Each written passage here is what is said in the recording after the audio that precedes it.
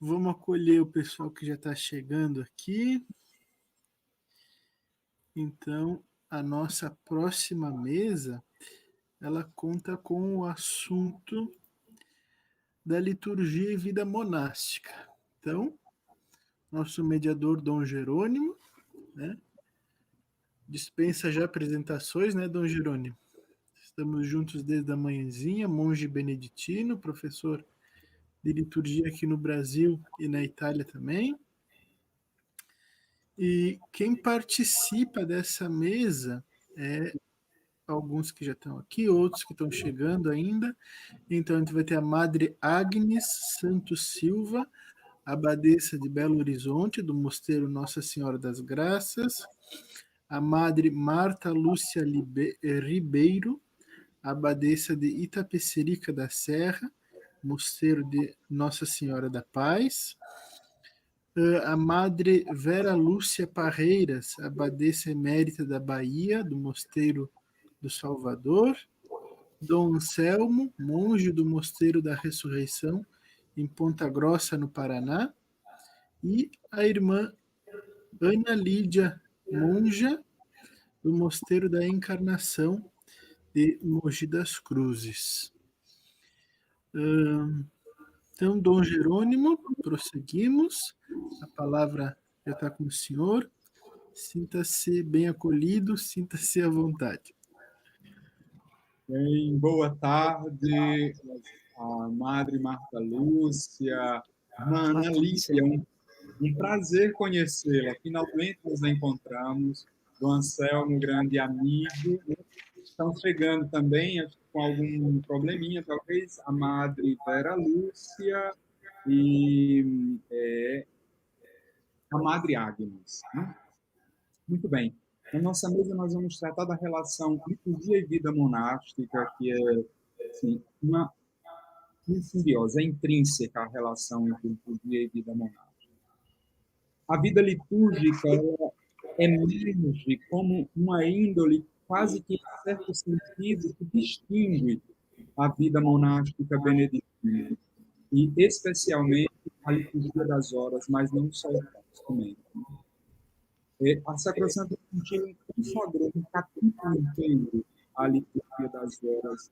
Nós vamos ler uma parte do capítulo 5º da Sacrosantum Concilium, que tem exatamente uma frase de nosso pai São Bento, quando ele é citado textualmente. Eu não sei se o meu assistente, o padre Márcio, preparou o nosso... não, eu leio diretamente. Ok. 90. Sendo ainda o ofício divino uma oração pública da Igreja, fonte de piedade e alimento da oração pessoal, exortam-se no Senhor os sacerdotes e todos os outros que participam no ofício divino, os monges, a que, ao recitarem-no, a mente concorde com a voz, para melhor o conseguirem, procurem adquirir maior instrução litúrgica e bíblica, especialmente quanto aos salmos. Tenha-se como objetivo, ao fazer a reforma desse tesouro venerável e secular, que é o ofício romano, que mais larga e facilmente o possam usufruir todos aqueles a quem é confiado. Obrigado, Márcio. Entrando numa igreja de um mosteiro beneditino, nós pensamos, alguém pode pensar por causa do estilo de canto, do estilo de celebração, os monges e monjas também tiveram uma reforma? Sim. Foi nessa perspectiva da reforma litúrgica que o Congresso Internacional dos Abades e Priores Conventuais da Confederação Beneditina do Brasil, reunido em Santo Anselmo, em Roma, em 1966, discutiu a reforma da liturgia das horas monástica, do rito da reforma da liturgia das horas monásticas. Estava em jogo, na verdade, o equilíbrio entre tradição e progresso, entre a letra e o espírito da regra. De tal modo que, depois de instituída uma comissão para estudar a possibilidade de uma reforma da liturgia das horas segundo o rito monástico, em 1976, né, tinha sido aprovado pelo abade primaz da ordem beneditina no mundo, o chamado Tesaurus da liturgia das horas monástica. Esse Tesaurus, na verdade, organiza a distribuição do saltério monástico em 4 esquemas celebrativos diferentes. Esses esquemas celebrativos regem, de certa forma, a vida celebrativa das comunidades monásticas no mundo inteiro. De modo que a vida monástica beneditina tem um rito, para a liturgia das horas, um rito próprio que convive lado a lado com o chamado rito romano. Acho que a Madre Agnes deve ter tido algum problema para entrar. Ela deveria nos apresentar um pouco o processo de tradução desses rituais ou desses livros litúrgicos para o Brasil. Mas, enquanto a Madre Agnes não chega, é interessante observar que São Bento dá grande importância à corporeidade que se manifesta nos ritos litúrgicos, especialmente na celebração da liturgia das horas. O que a liturgia das horas do rito romano se transformou na recitação do breviário sem dinâmica ritual, os monges sempre tiveram levantar, sentar, caminhar, fazer procissões, etc. Em Tapsirica da Serra, as monjas têm uma experiência linda do lucernário durante a celebração das vésperas, né? E a nossa mãe, a Madre Marta Lúcia, vai partilhar conosco nesses 10 minutinhos como se dá essa dinâmica ritual dentro da liturgia das horas com o lucernário. Nossa mãe, muito bem-vinda à nossa sala. Obrigado por essa sua participação. Com a palavra. Agradeço muito o convite, né, de nosso irmão Dom Jerônimo e de todos que organizaram, né, essa maratona, né, litúrgica. Então, só um pouquinho antes de falar do lucernário, eu gostaria, né, de dizer que um dos desejos das nossas monjas fundadoras foi dar ao ofício divino a primazia da nossa vida monástica, das nossas atividades. Então, foi-se dado uma atenção maior a como celebrarmos os diversos momentos de oração. E desde então, há quase 50 anos, optamos por rezarmos os 150 salmos numa semana, o esquema B, né, do Flügelster, e cantarmos todas as horas do ofício divino, e não só recitarmos, de vigílias a completas, né, com toda a solenidade, né, com a Estácio antes de cada hora, né? E em relação ao lucernário, nós tivemos conhecimento do lucernário quando recebemos a visita, em 1987, do saudoso padre Elia Volpe, né, falecido recentemente, ao nosso mosteiro. Ele visitou em companhia do então diácono Luiz Fernando Santana, né, que hoje é um sacerdote lá do Rio, liturgista, né, e dá aulas lá na PUC. E que adotamos o rito do lucernário, servindo de prelúdio às primeiras vésperas do domingo. Então, esse ofício se unia, no início, à vigília que os cristãos dos primeiros tempos celebravam semanalmente durante a noite de sábado para domingo, em honra e memória da ressurreição do Senhor, e também para esperar a parousia que eles acreditavam próxima, né? Então, esse rito tem origem em um uso judeu, que é a bênção da lâmpada ao pôr do sol, celebrado de sexta-feira para sábado, né? O Shabat. Então, no início, consistia numa simples ação de graças.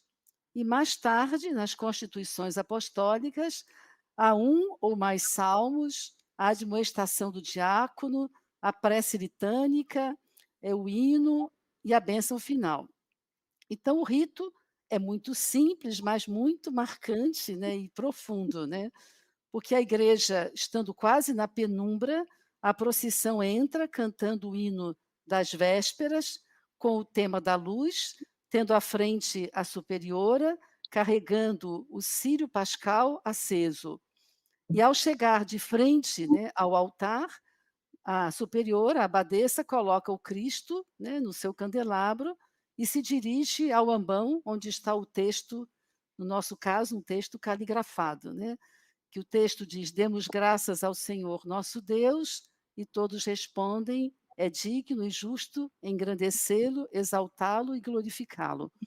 E aí segue-se então o belíssimo texto cantado de ação de graças pela luz, né, e se canta com os braços abertos, né, na atitude das orantes das catacumbas, e é um texto que não é longo, mas se eu posso, né, lê-lo, né, para ter ideia, tenho até aqui também o texto como nós usamos, né, Olha que o maravilha. pergaminho, né, pergaminho aqui, né. Graças vos damos, ó Pai, por Jesus Cristo, vosso Filho, Senhor nosso. Por ele nos iluminastes com a luz que não se apaga, saciados pela luz do dia, que criastes para a nossa alegria, e protegidos por vossa luz na noite, vós nos amparais no amor do vosso Espírito. Por isso vos louvamos e glorificamos, por vosso Filho Jesus Cristo, por ele e com ele, a vós, ó Pai, o poder, a honra e a glória, agora e para sempre, na unidade do Espírito Santo, e todas respondem: Amém. Aí, em seguida, né, eu me dirijo, né, ao altar, onde se encontra, né, o incensário com as brasas acesas, a naveta com incenso, a bênção do incenso, e se coloca 3 colheres desse incenso no braseiro.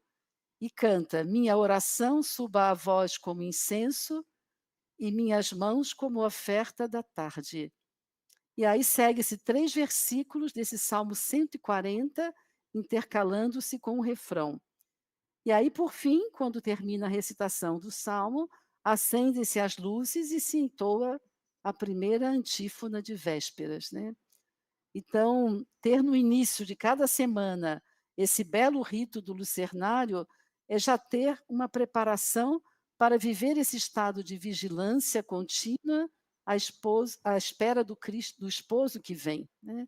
Então, nós só interrompemos, o canto do lucernário no tempo da quaresma, né, porque é justamente o tempo, né, dessa espera de uma forma diferente, não poderia se entrar com o círio pascal. Uhum. Aí logo depois, no tempo pascal, na oitava, já se inicia e vai até justamente, né, o final, né, do tempo comum e na quaresma, né. Oh, nossa, mas muito obrigado. Essa é uma experiência belíssima. Leandro já escreveu aqui que vai se hospedar no mosteiro por um longo tempo, para poder celebrar todos os domingos essa experiência ritual em torno da luz do alto que nos veio visitar, né? Damos as boas-vindas aí à Madre Agnes. Muito obrigado, nossa mãe. Damos as boas-vindas à Madre Agnes de Belo Horizonte, né?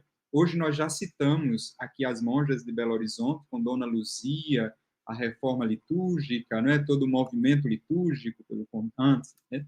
E tratamos, Madre, da história da reforma, do nascimento do Tesaurus, né, como o livro que assim contém os esquemas da liturgia das horas monástica. Nós tínhamos pedido à senhora que nos falasse um pouquinho sobre como se deu a tradução, a adaptação para a língua portuguesa desse material. Bem-vinda, Madre. Obrigada, boa tarde. Tá? Eu quero primeiro agradecer e parabenizar a equipe toda pela iniciativa, que grande movimento que foi hoje, não é? Com tantas colaborações e falas, que coisa impressionante, assim, a gente sentir o coração da igreja batendo em diversas facetas, né?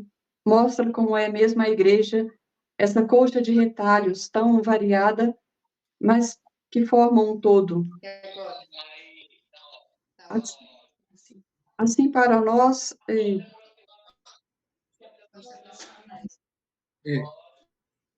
acho que a Madre Vera Lúcia está com o microfone aberto. Isso, fechou.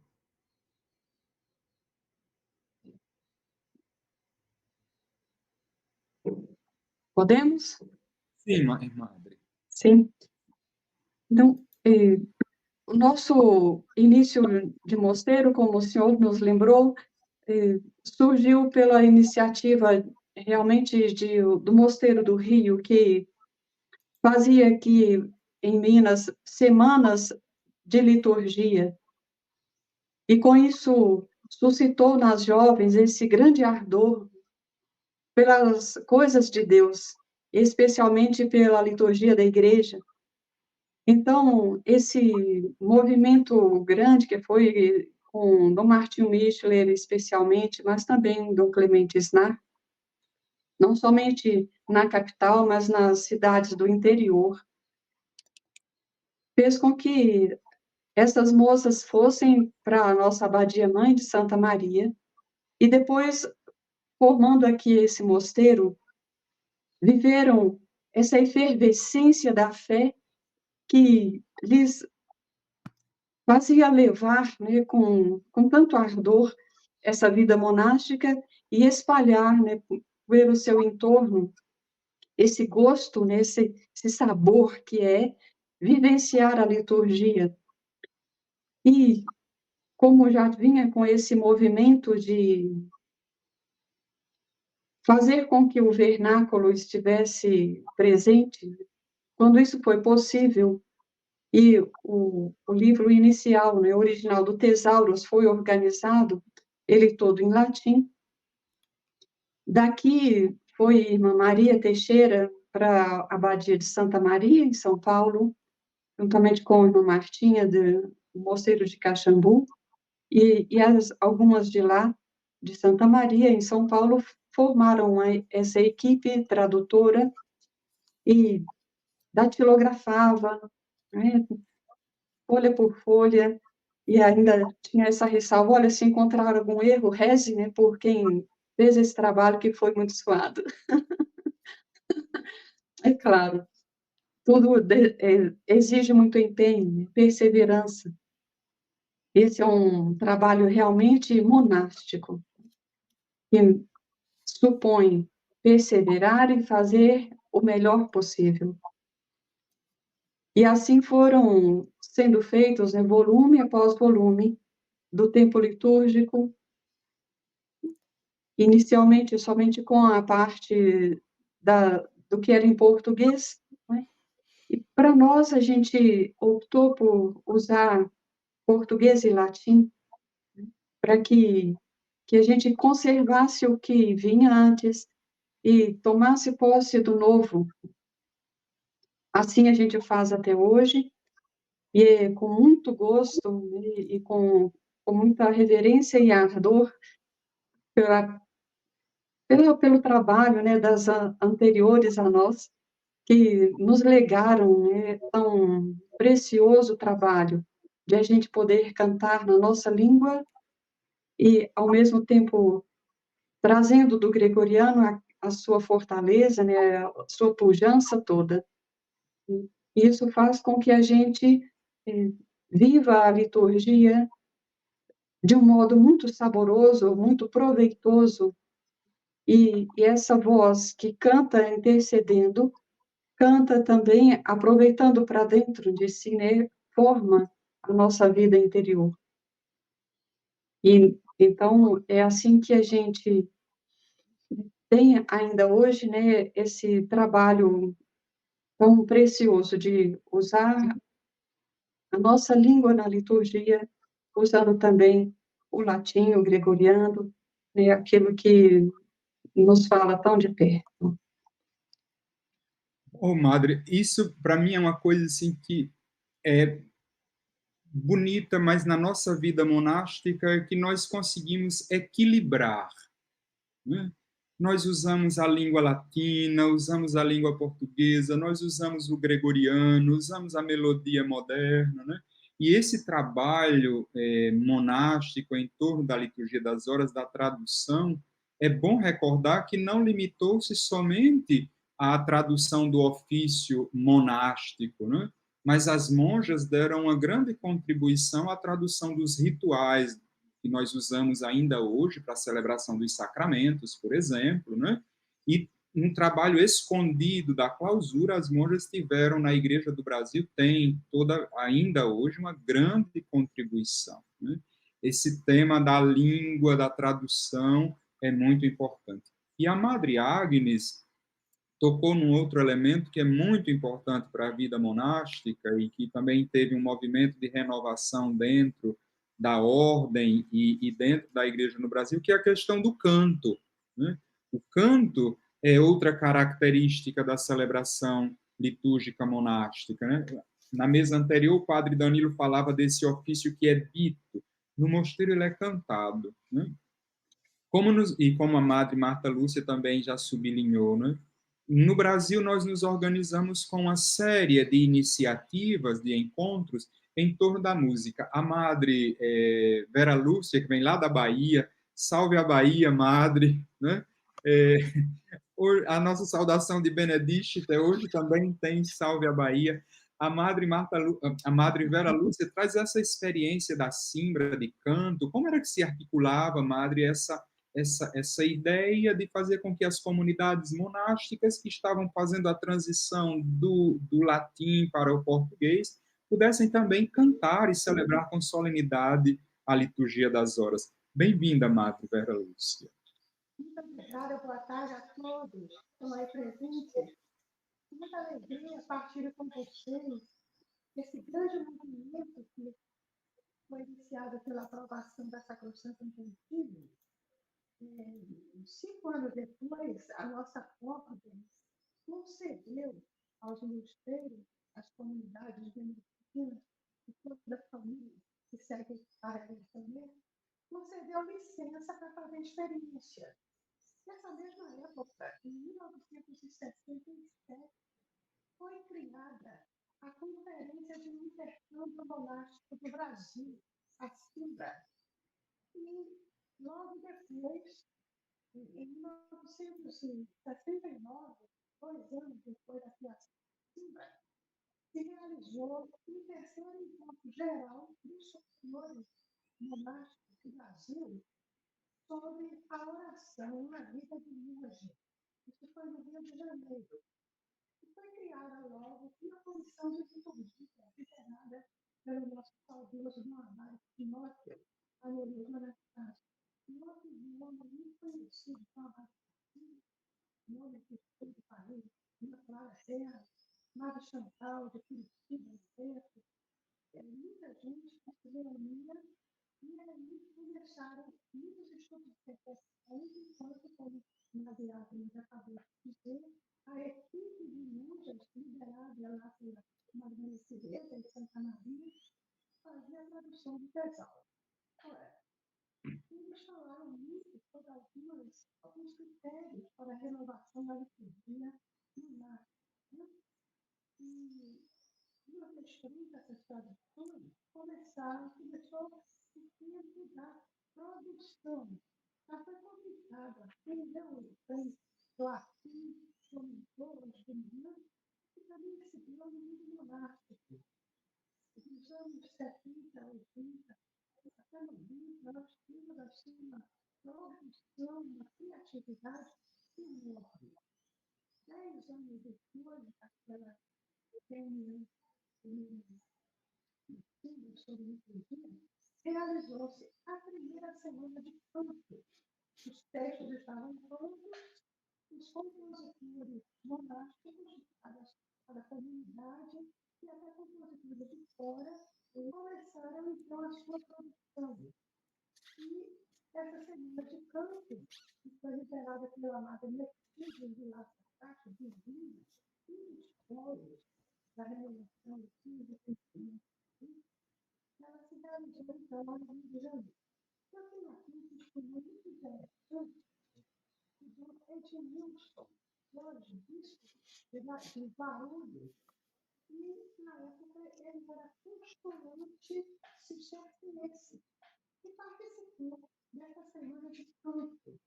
Então, ele falou que a primeira participação dele na FIA com essa liturgia que foi muito importante para ele, para compreender a importância da formação musical na vida do meu filho e também para compreender a variedade de expressões litúrgicas.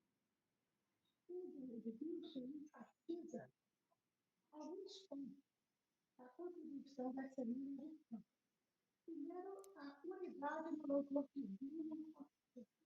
Segundo, o enriquecimento do repertório da comunidade.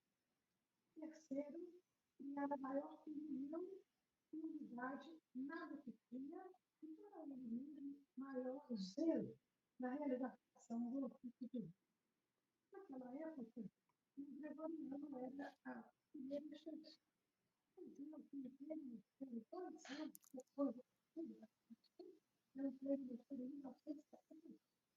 Já peguei na nossa Madre, desculpe. Posso pedir para aproximar um pouquinho mais do microfone?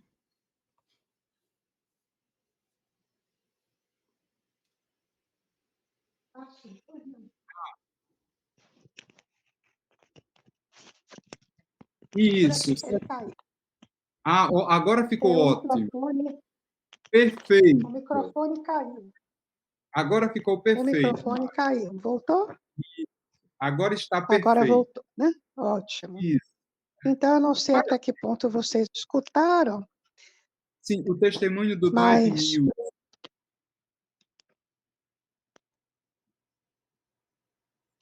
O testemunho do Dom Edmilson, Madre. Se pudesse retomá-lo, acho que é interessante. Então, o testemunho de Dom Edmilson. Ele participou da primeira semana de canto da Simbra. Na época, ele era postulante cisterciense do mosteiro de São José do Rio Pardo. Então, ele escreve na celebração dos 50 anos da Simbra. O Dom Edmilson participou e deu este testemunho, que foi o primeiro encontro dele com a Simbra, e o assunto era liturgia e canto. E como foi importante para compreender a formação musical no mosteiro, sua importância, e também a variedade de expressões litúrgicas.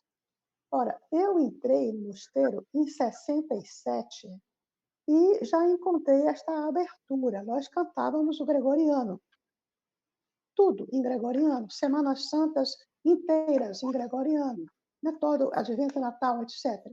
Madre Luzia me encarregou muito cedo de começar as adaptações para o português, lá em Belo Horizonte, na Baía de Nossa Senhora das Graças, onde fiquei até vir para Salvador. Então, na semana de canto, nós estávamos vendo esta realidade. Dom Edmilson fala que achou muito importante para alguns pontos. Unidade no louvor divino no cotidiano. Enriquecer repertório das comunidades. Criar maior comunhão e unidade na liturgia. Maior zelo pelo ofício divino na vida da comunidade.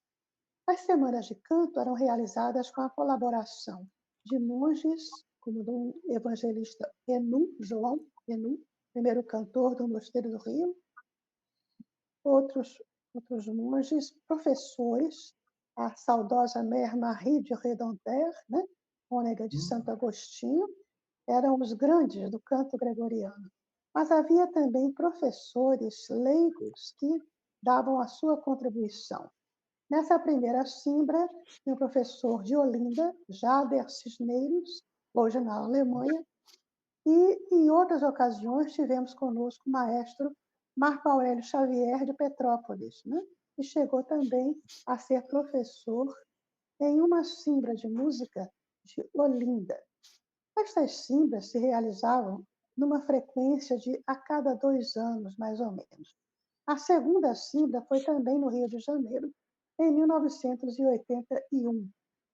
Houve Simbras locais no Nordeste, E havia uma coisa interessante, é que havia vários encontros de Simbra, de formadores, de superiores, e nós celebrávamos o ofício divino e a missa em comum. Cada dia, uma comunidade responsável pela liturgia. Então, era um momento em que a produção local de cada mosteiro ia ser praticada por todos, né? Havia muitos cantos de inspiração gregoriana e havia outros de uma inspiração diversa, como nós já escutamos aqui na parte que falou de música, né? No Padre Jair, né? Ele falou dos outros elementos melódicos e rítmicos da música que foram entrando. Um grande compositor na nossa área foi de Olinda, agora no Rio, Dom Matias Fonseca de Medeiros. Ele compôs para todos os hinos, já na época traduzidos por Dom Marcos Barbosa, nosso irmão poeta. Então, esses hinos eles eram publicados em fichas e nós tínhamos assim, um repertório para todo o ano litúrgico. Eu acho que nós perdemos a conexão com a Madre Abadesa, o problema técnico, né? É uma pena. Esse resgate histórico de como os nossos mosteiros começaram a cantar, né, as melodias em português com a Simbra, esse encontro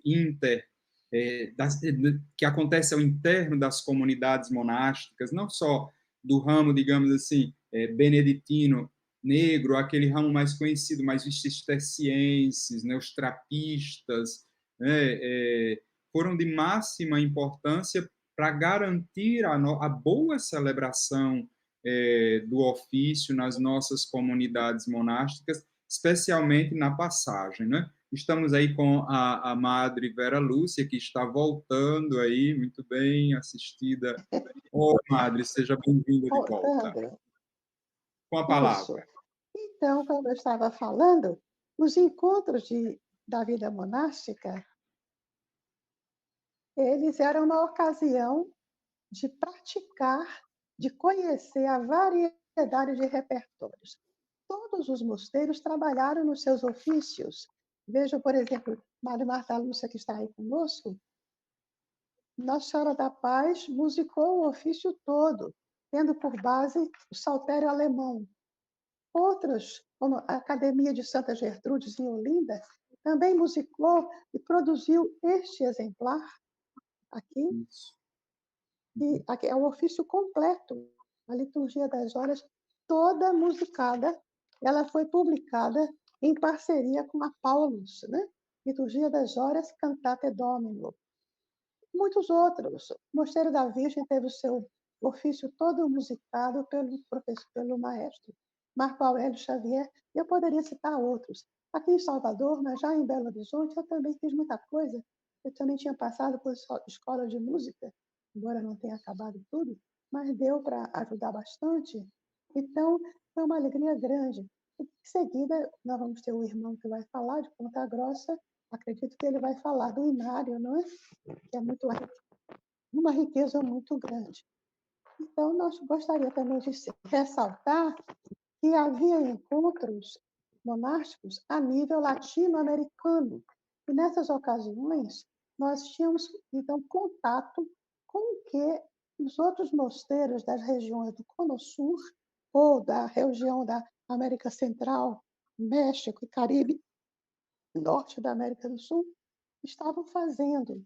E como o espanhol era facilmente adaptável às nossas métricas, muitas dessa produção musical passou para os nossos repertórios também. Algumas comunidades aqui do Brasil, que tinham suas origens na Europa, por exemplo, na França, na Bélgica, o mundo francofone foi extremamente criativo e produtivo nessa fase pós-conciliar. Elas trouxeram melodias francofones e muitas delas foram adaptadas, né? Foram utilizadas também. Aqui no nosso mosteiro, nós continuamos usando o gregoriano em muitas ocasiões, semanalmente, e usamos também o canto nós chamamos temos mosteiros de música moderna, né? No ano 2000, aconteceu uma coisa muito boa, que foi a introdução da cítara para acompanhar a salmodia. Esta cítara ou saltério, produzida artesanalmente no mosteiro de Ancalcar, no sul da França, foi enviada para nós, por nossa irmã Ana Maria, que lá se encontrava, no ano 2000. A irmã Plácida Maria, que é a nossa compositora, e eu começamos a destrinchar como se faria com aquele instrumento. Era o primeiro que chegava ao Brasil. E, finalmente, conseguimos, né? É um instrumento relativamente fácil, ele se auto-explica. E ele dá um toque muito saboroso, muito único à realização do ofício coral. Hoje em dia, ele já se espalhou, esse instrumento, por várias comunidades aqui no Brasil. No sínodo, há pouco tempo, eu vi que havia uma cítara acompanhando a oração da manhã com os nossos irmãos camaldulenses, né? E havia uma irmã que tocava um interlúdiozinho. Esse foi um ganho bastante grande, apesar de não ser um instrumento brasileiro. Talvez a equipe que falou sobre a música faça essa contestação, mas ele se adaptou bem, né? E é uma riqueza junto ao foco. Na nossa tradição, na Vila de Belo Horizonte, nós cantamos sempre a capela, a não ser as missas com o povo, graças a Deus muito participadas, e então nós temos também o órgão. Acho que já estourei bastante o tempo, não foi? Ou nós estamos dentro do nosso tempo, nossa mãe. Mas além de a senhora ter um fã-clube enorme aqui no privado, aqui olha, é um fã-clube enorme da Madre Vera Lúcia também. Isso é a acolhida própria dos beneditinos, né? Muito obrigado pela sua participação, Madre. Ainda dentro do âmbito da música, nós temos uma experiência muito pontual em torno do canto gregoriano, né? Que é considerado o canto oficial da Igreja pelo número 116 da Sacrosanctum Continuum, que na igreja na experiência da vida monástica no Brasil, ele teve um feliz processo de adaptação, de enculturação numa comunidade bem específica, que ficou muito conhecida no Brasil, o caso da gravação dos CDs, que é a comunidade do Mosteiro da Ressurreição, em Ponta Grossa. Dom Anselmo vai partilhar conosco um pouco dessa experiência. Boa tarde, Dom Anselmo. Boa tarde, vocês me escutam bem? Sim. Então, tá bom. Saudar as madres, a irmã, em especial a Madre Agnes, saudá-la, parabenizando-a por sua eleição e sua bênção abacial, que Deus abençoe nesse início de ministério.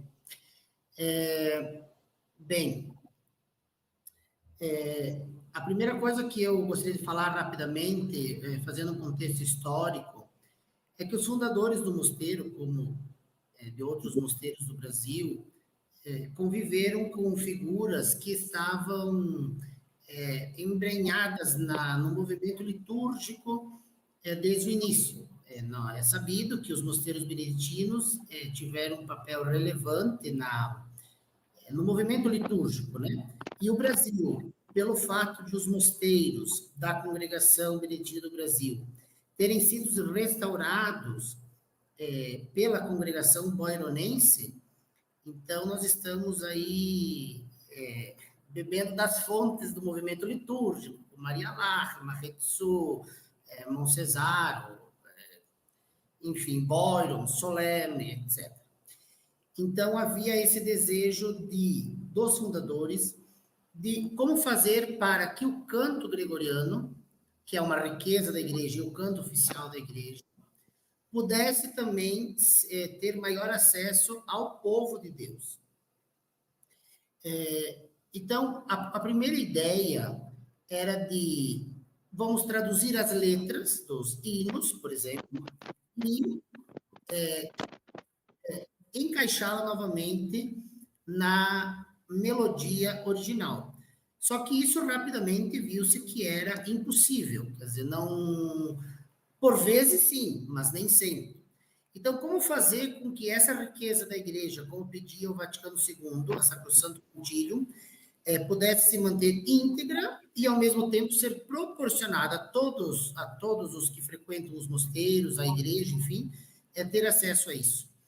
Então, se começou a compor uma música diferente para a poesia original, ou uma poesia composta, baseada na teologia da original, para as melodias.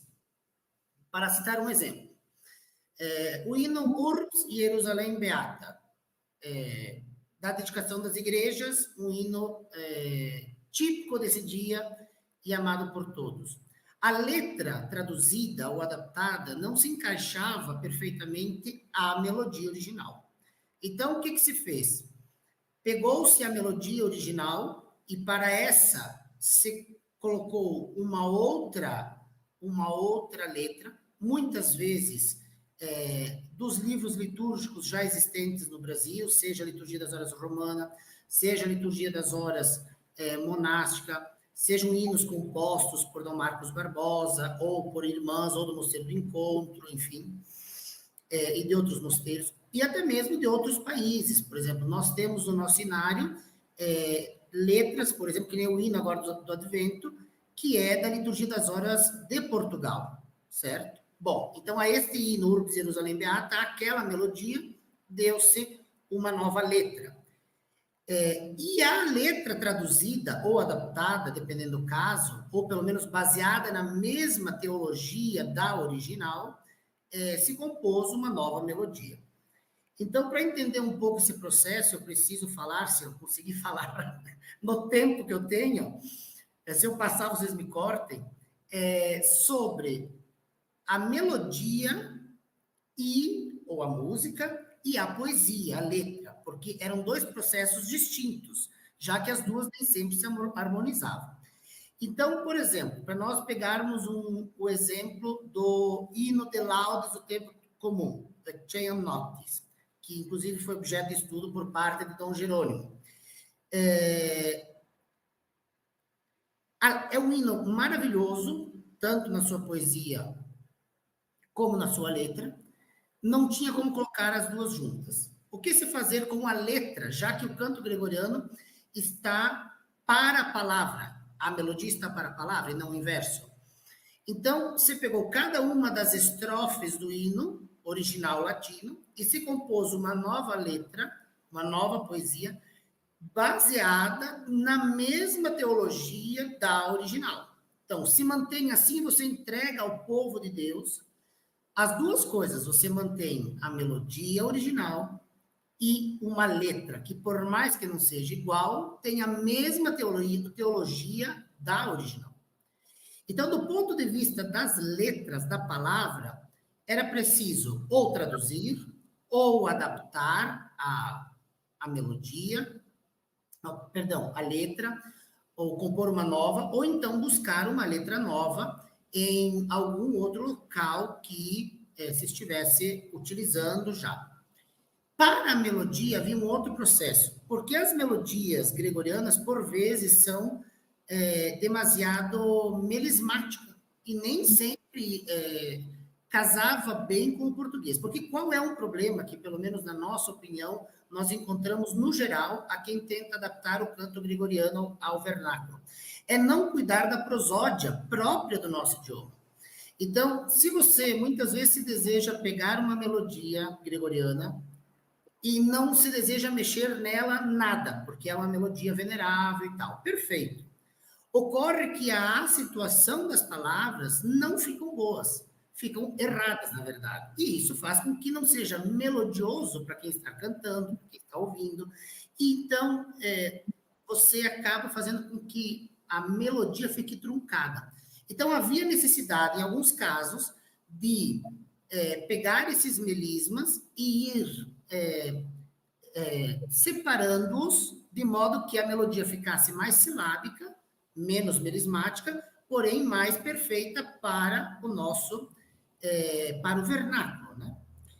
Bom, não obstante isso, para terminar, porque já estamos 16h46, teria mais coisas para falar, também nós optamos por assumir integralmente hinos de outros locais, de outros países ou de outros mosteiros, também alguns cantos modernos, como nós dizemos popularmente. Por exemplo, agora no Advento nós temos o hino de completas da Idade Média, um hino alemão, em que, para a melodia, compusemos uma letra.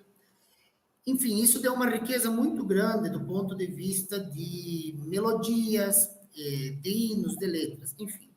Nós temos hoje no mosteiro, só para rapidamente falar, são 205 hinos, né, que estão compostos. Sendo que desses,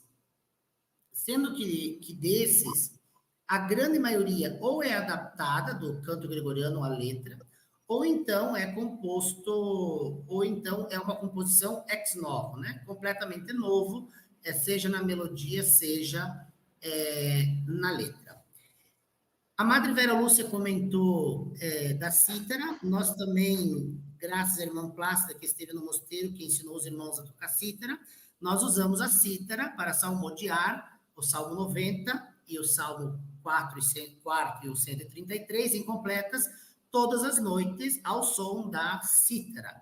Então, enfim, já aproveitamos para agradecer também esse trabalho para o nosso mosteiro. Bem, para concluir, que eu deveria ter falado no início e me esqueci. Era para estar aqui Dom Abade, o abade do nosso mosteiro, Dom André, porém ele já tinha retiro marcado com os nossos irmãos beneditinos em Brasília, motivo pelo qual coube a mim, a pedido dele, fazer essa breve explanação sobre o nosso ofício, mas ele pediu para abraçar a todos e cumprimentar a todos pela presença. Dom Jerônimo, antes que eu me esqueça, isso eu falei dos hinos, mas também isso foi feito, por exemplo, com as antífonas, por exemplo, um exemplo, a antífona da Assunção de Nossa Senhora, Virgo Prudentíssima. Então, nós usamos a mesma melodia, a mesma letra em português, porque é muito próximo. Esse trabalho começou, em especial, quando Dom Abade esteve em Tutzing, na Alemanha, com as nossas irmãs missionárias. E qual foi a intuição dele? Bom, se em alemão dá para cantar gregoriano, que é um idioma completamente diferente do latim, por causa da sua raiz germânica, não é possível que em vernáculo, sendo português a língua mais nova, advinda do latim, que não desse certo. Então, por exemplo, havia um monge falecido esse ano, chamado Dom Ticiano, do mosteiro de Pralha, que era muito próximo a Dom Abade, e ele dizia assim, eu escutando o canto gregoriano em português, parece que eu estou escutando latim, se eu não presto atenção. Porque há muitas palavras próximas, a melodiosidade é muito parecida, enfim. Então, é possível que se mantenha o canto gregoriano nas nossas comunidades, nas nossas igrejas, e ao mesmo tempo ser em vernáculo, ou não sendo que então se colocasse, que se desse formas de tradução ou de adaptação, para que todo o povo tivesse acesso, né, a isso. Porque nós, beneditinos, digamos, temos um certo privilégio, como o senhor mesmo disse, né? Mas esse privilégio que nós temos não é de todo o povo de Deus. A liturgia não é nossa, a liturgia é de todo o povo. Então é importante que todo o povo tenha acesso de uma forma ou outra a toda essa riqueza secular na liturgia da igreja e que muitas vezes ou fica restrita a um grupo ou então se joga tudo no lixo para se fazer tudo novo, né? Essa experiência é muito rica, né? Então, obrigado, Dom Anselmo, nosso abraço também ao Dom Abade André. Mas os beneditinos tiveram um papel de fundamental importância na atuação da Sacrosantum Continuum no Brasil, levando para além dos claustros as experiências do mistério pascal de Cristo, vivido cotidianamente, diuturnamente no coro. Também os beneditinos têm um grande papel para a pastoral litúrgica no Brasil. Além daqueles monges e monjas que agiram anonimamente nas traduções e reflexões, destacam-se alguns nomes, dentre eles como Dom Clemente Snard. Recentemente foi cantar na glória de Deus um beneditino camaldulense, Dom Emanuele Bargellini. Nós temos aqui a graça de ter a irmã Ana Lídia, que é discípula do Dom Emanuele, nesses 9 minutos que lhe restam, uma palavrinha sobre esse grande beneditino. Obrigada pelo convite, Dom Jerônimo. Eu agradeço muito. É muito bonito para mim estar aqui e ouvir vocês falarem. Conheço de longa data a Madre Marta, saúdo, e eu vou fazer um breve testemunho. Eu vou ler, assim eu me mantenho no tempo. Vai passar 1 minuto.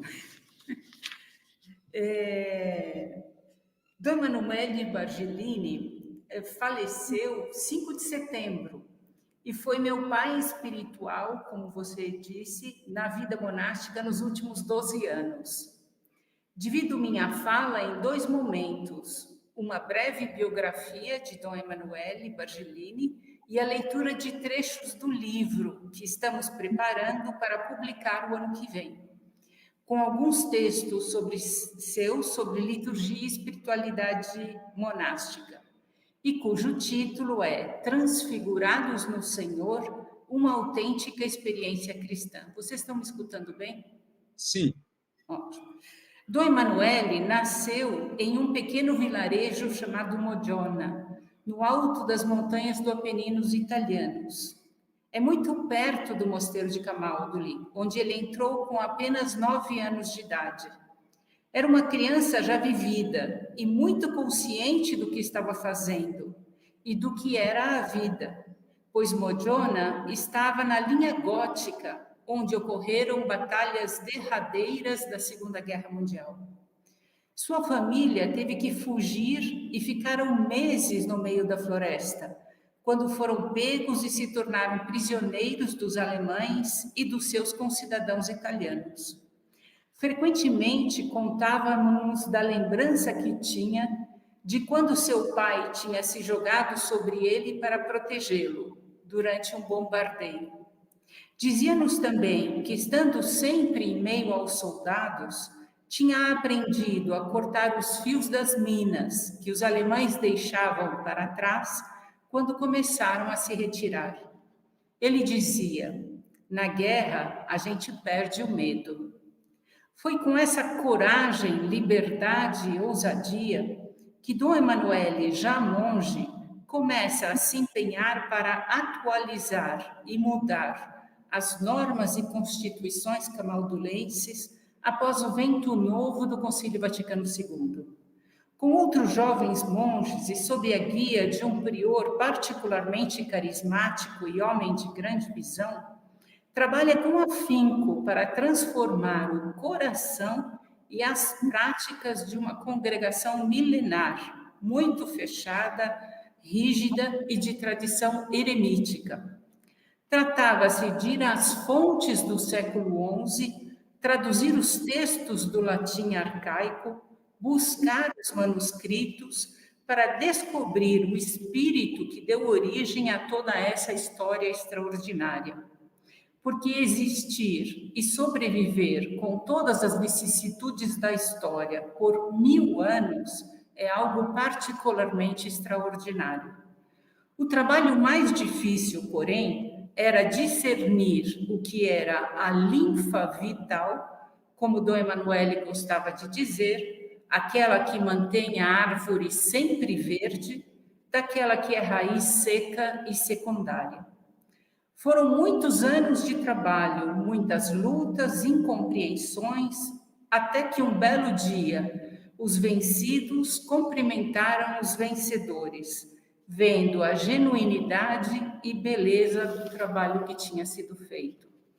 Compreenderam que, na origem, o fundador, São Romualdo, buscou viver e ensinar o monaquismo simples, livre na forma, vida eremítica na solidão, vida em comunidade e vida missionária, mas profundamente arraigado na vida de oração e na meditação das Escrituras, como eram os primeiros monges cristãos. Hoje, à medida que conheço mais o carisma camaldulense, vejo como Dom Emanuele é filho de São Romualdo. Apostava todas as fichas no itinerário de uma vida espiritual plena de interioridade e relação pessoal com o Senhor. Uma vida com muito espaço de solidão para a oração e meditação das Escrituras, mas, ao mesmo tempo, uma vida aberta ao mundo, acolhedora de tudo e de todos, como tantos experimentaram no convívio com ele. Sua trajetória foi luminosa dentro da congregação. Estudou muito, era um homem muito sábio, ensinou sempre. A liturgia moldou sua vida espiritual, sua formação cultural, bem como o seu serviço de animação na comunidade monástica e na igreja. Frequentou o Pontifício Ateneu de Santo Anselmo em Roma, as faculdades de Filosofia e Teologia, e completou sua especialização acadêmica com um mestrado em liturgia no Pontifício Instituto Litúrgico. Durante anos da formação acadêmica em Roma, conviveu com irmãos de profunda formação monástica e acadêmica, como Dom Benedetto Calati, Dom Anselmo Giabani e Dom Cipriano Vagadine. Por décadas, lecionou liturgia na Faculdade de Teologia em Florença e espiritualidade monástica no Instituto Monástico de Santo Anselmo. Foi prior do mosteiro de Camaldoli por muitos anos e prior geral de toda a congregação camaldulense. Mas, como filho de São Romualdo, não se contentou com isso. E um ano antes de terminar seu mandato de prior, depois de muitos anos em encargos de máximas responsabilidades, decidiu arriscar. Veio como menino de 5 anos que ia cortar os fios das minas que os alemães colocavam no chão, sem medo, para o Brasil. E veio para a sua aventura mais arriscada, refundar um mosteiro masculino no Brasil e ajudar a animar um outro ao lado, o mosteiro feminino. Não podia haver risco maior. O Brasil é um país selvagem, uma ex-colônia, habituada a explorar homens, terras, mares, florestas. Como transmitir a esse povo uma tradição de 1000 anos? Como descobrir aqui quem tem o desejo de buscar a Deus no silêncio, na simplicidade e na solidão? Será que o brasileiro tem sensibilidade para isso? Isso digo eu. Dom Emanuele acreditou que sim, e veio. Deixou uma realidade viva, consolidada, de grande tradição e impacto na sociedade italiana, e veio para Mogi das Cruzes.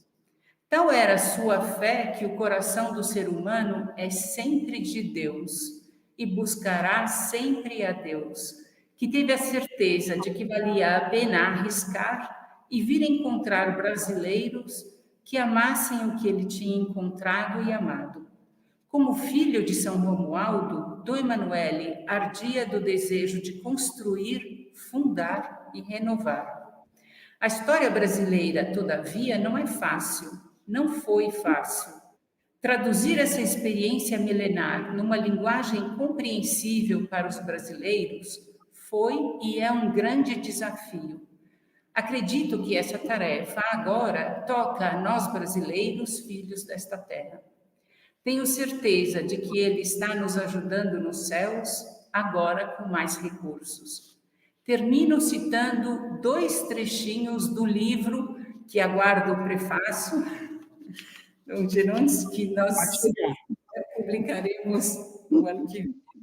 O primeiro tem como título: A experiência espiritual é a experiência de vida que se identifica progressivamente com a vida de Jesus.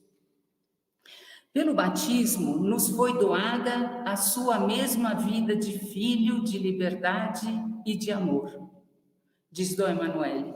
Usando a linguagem simbólica de Paulo, nós fomos enxertados em Cristo, que é a oliveira santa, recebendo a sua mesma seiva vital. Fomos transplantados nele, como órgãos vivos do seu próprio corpo. Ser cristãos não é simplesmente seguir os ensinamentos de Jesus, sua doutrina, mas partilhar por graça da sua própria vida divina, viver uma constante relação vital com Ele. A experiência da Páscoa de Jesus com o batismo funda uma ética de relação pessoal com ele, não simplesmente uma ética dos deveres. Os comportamentos aí nascem da relação pessoal. Certo, é um início, uma potencialidade, uma semente divina. Temos toda a responsabilidade para que o nosso solo ofereça condições favoráveis para o crescimento da semente. O divino semeador é generoso para com todos, mas a sorte da semente depende muito das condições que o terreno apresenta. O mistério do pecado está presente em nós, junto com o mistério da graça, do perdão e da conversão. 4 linhas ainda. O próximo trecho. 4 linhas. É necessário cuidado com a liturgia. Essa é a área de vocês. Uma espiritualidade que tem no seu centro a liturgia não significa uma vida estreita nas malhas da celebração. É uma espiritualidade capaz de dar vitalidade ao conjunto e a cada detalhe do nosso viver cotidiano, pois nos coloca em relação permanente com a fonte de toda a vida cristã, que é a Páscoa de Jesus. A espiritualidade litúrgica é uma maneira de ser e de viver. Não é somente um método de rezar. Adquire-se gota a gota, dia após dia, através da experiência pessoal e comunitária. Muito obrigada. Gente, olha, eu queria poder bater palmas, porque eu acho que o Brasil inteiro está batendo palmas. Eu gostaria de registrar aqui que nós entramos 3 minutinhos na outra, mas o nosso grupo aqui privado disse uma mensagem: acho que foi a mesa mais participativa em chat. Eu gostaria de agradecer a todos, a todas, por esse momento único e convidar todo o Brasil a fazer uma experiência, celebrando o Lucernário em Itapecerica da Serra, fazendo a experiência da acolhida monástica na Bahia, visitando a nobre simplicidade da Igreja Abacial de Belo Horizonte, degustando com os ouvidos o canto gregoriano e bebendo dessa maravilha de espiritualidade de Camaldoli. Deus nos abençoe a todos. Boa tarde, muito obrigado.